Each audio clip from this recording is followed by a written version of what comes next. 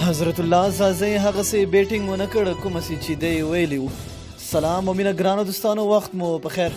د ویډیو د مخه زموږ چینل در سره سبسکرایب کړئ. حضرت الله ځاځي د میچ شروع کېدنه مخکې یو څو خبرې کړې وې. لومړنۍ خبره دا وه چې زه کرکټ ته راغلی یم د شپږیزو او څلوریزو دپاره راغلی یم. که چېرته زه څلوریزې او شپږیزې ونه وهم نو بیا به یې څوک وهي. هیټینګ زما کار دی. یو او دوه رنزونه خو دا نور لوبغاړي هم کولی شي. که چېرته زه هم یو او دوه رنزونه واخلم نو بیا به شپږیزې او څلوریزې څوک وهي.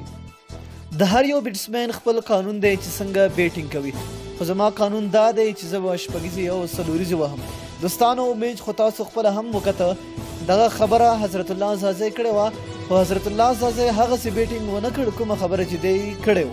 حضرت الله ځاځي فقط 22 سکور یې کړي په 23 بالونو کې او 3 څلوریزې وهلي او شپږیزې بالکل وهلې نه وه.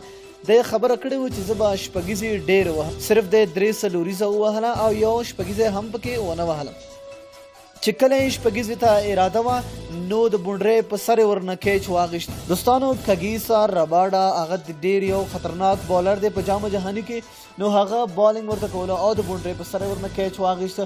زما خپل شخصي نظر دا دی، زه وایم چې اوپننګ ته څوک کوم یو بیټسمین وځي نو هغې ته پکار دی چې هیټینګ ونه کړي، هغه پارټنرشپ لږ مخکې یوسي، اوپننګ لږ شانتې مخکې یوسي، سکور لږ شانتې وکړي، هیټینګ بیا هر ټیم کیدی شي. نو دا د حضرت الله هغه هیټینګ و چې بالکل په یعنې 23 سکور یې وکړ، یعنې پارټنرشپ یې هم مخکې یو نه وړه. نو دوستانو خپل نظر مو لاندې په کمنټ کې را سره شریک کړئ چې آیا حضرت الله ځاځي ته داسې کار کول پکار و او که نه.